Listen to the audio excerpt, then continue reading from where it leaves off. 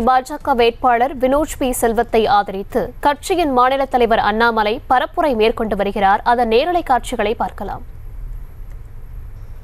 அவர்களுடைய சார்பாக வந்திருக்கக்கூடிய அண்ணன் செல்வா அவர்கள் தொண்டர்களுக்கு நெஞ்சார்ந்த நன்றிகளை தெரிவித்து, சகோதரர் வினோஜ் பி செல்வம் அவர்களை தேசிய ஜனநாயக கூட்டணி சார்பாக நிச்சயமாக பாராளுமன்ற உறுப்பினர் ஆக்குவோம் என்று களத்தில் இருக்கக்கூடிய பாரதிய ஜனதா கட்சியினுடைய தொண்டர்கள் தலைவர்கள் இருக்கின்றார். இந்த மாவட்டத்தினுடைய தலைவர் அருமை அண்ணன் தனசேகரன் அவர்கள், இந்த ஒன்றியத்தினுடைய தலைவர் அண்ணன் குமார் அவர்கள், மிக முக்கியமாக மேடையின் மீது அமர்ந்திருக்கக்கூடிய நம்முடைய மாநிலத்தினுடைய பொறுப்பாளர்கள் மாநில செயலாளர் சுமதி வெங்கடேஷ் அவர்கள், அமைப்பு சாரா பிரிவினுடைய மாநில தலைவர் ராதாகிருஷ்ணன் அவர்கள், தமிழ் வளர்ச்சி பிரிவினுடைய மாநில தலைவர் ஆதித்யா அவர்கள், மகளிர் அணியினுடைய மாநில செயலர் நதியா அவர்கள், மத்திய சென்னை கிழக்கு மாவட்டத்தினுடைய ஆற்றல் மிகுந்த தலைவர், கடுமையான ஒரு களப்போராளி அண்ணன் விஜயானந்த் அவர்களும் நம்மோடு மேடையில் இருக்கின்றார்கள். எல்லோருக்கும் இந்த நேரத்தில் வாழ்த்துக்களை வணக்கங்களை தெரிவித்துக் கொள்கின்றேன். சகோதர சகோதரிகளே, தமிழகத்தில் நடக்கக்கூடிய அரசியல் பிரச்சாரத்தை பார்த்து கொண்டிருக்கின்றோம். திமுக கட்சி பார்த்தீங்கன்னா இந்த 1960 பழைய டேப் ரெக்கார்டர் மாதிரி பிரச்சாரம் பண்ணிட்டு இருக்கிறாங்க. ஹிந்தி, தமிழ், வடக்கு, தெற்கு. இன்னைக்கு வட மாநிலத்துக்கு போனா அங்க இருக்கக்கூடிய அன்பு சகோதரரை திட்டுறாங்க. மோடி ஐயாவை போய் தமிழ்நாட்டிலே உட்கார வச்சுக்கிட்டீங்க, இந்த பக்கம் விடவே மாட்டீங்களா? அவர் உலகத்தில் எங்க போனாலும் தமிழ் மொழியை பற்றி தான் பேசுறார். இதனுடைய பெருமையை மட்டும் தான் பேசுகின்றார்.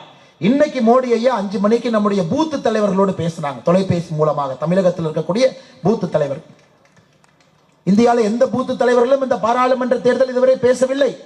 தமிழகத்தில் இருக்கக்கூடிய பாரதிய ஜனதா கட்சியுடைய பூத்து தலைவர்கள் நேரடியாக தொலைபேசி 5 மணிக்கு. அதுல மோடி சொல்றாங்க, தமிழ் மொழியை பேசவில்லை என்கின்ற வருத்தம் எனக்கு மிகப்பெரிய வருத்தமாக இருக்கிறது. இவர்கள் சொல்லுகின்றார்கள், மோடி அவர்கள் தமிழ்நாட்டிற்கும் தமிழ் மக்களுக்கும் எதிரிங்கிறார். உண்மையாலுமே ஒரு எதிரி தமிழ்நாட்டில் தமிழினத்துக்கு எதிராக இருக்கின்றார்கள் என்றால் அண்ணன் ஸ்டாலின் அவர்களும் திராவிட முன்னேற்ற கழகம் மட்டும்தான். அவர்கள் தான் உண்மையான எதிரி. தமிழ்நாட்டினுடைய வளர்ச்சியை குழி தோண்டி புதைச்சாச்சு. இன்னைக்கு 33 மாதமாக ஆட்சியில் இருக்கக்கூடிய திமுக ஏதாவது தேர்தல் பிரச்சாரத்தில் அவங்க செஞ்ச சாதனையை பத்தி 1-2 பேசுறாங்களாங்க ஐயா? அவர்கள் 33 மாசத்துல நான் செஞ்சேன் அப்படின்னு 1, 2, 3, 4, 5 பேசுறாங்களா? இல்லை.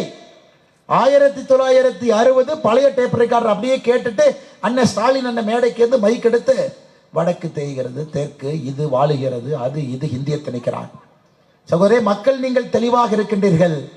நடக்கக்கூடிய இந்த தேர்தல் என்பது நாட்டுக்கான தேர்தல்.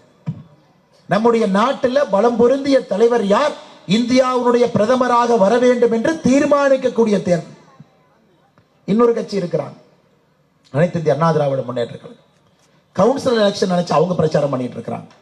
ஒரு கட்சி கவுன்சில் எலெக்ஷன் அவங்க வீதி வீதியா, இன்னொரு கட்சி 1960 சட்டமன்ற தேர்தல் ஒரு கட்சி. சகோதர சகோதரிகளே, இன்னைக்கு களத்தில் இருக்கக்கூடிய ஒரே ஒரு கட்சி பாரதிய ஜனதா கட்சி, தேசிய ஜனநாயக கூட்டணி, நம்முடைய அன்புக்குரிய கூட்டணி கட்சியினுடைய எல்லா தலைவர்கள் தொண்டர்கள் தான் களத்தில் இருக்கிறார். செய்திகளை உடனுக்குடனும் துல்லியமாகவும் தெரிந்து கொள்ள சப்ஸ்கிரைப் பண்ணுங்க.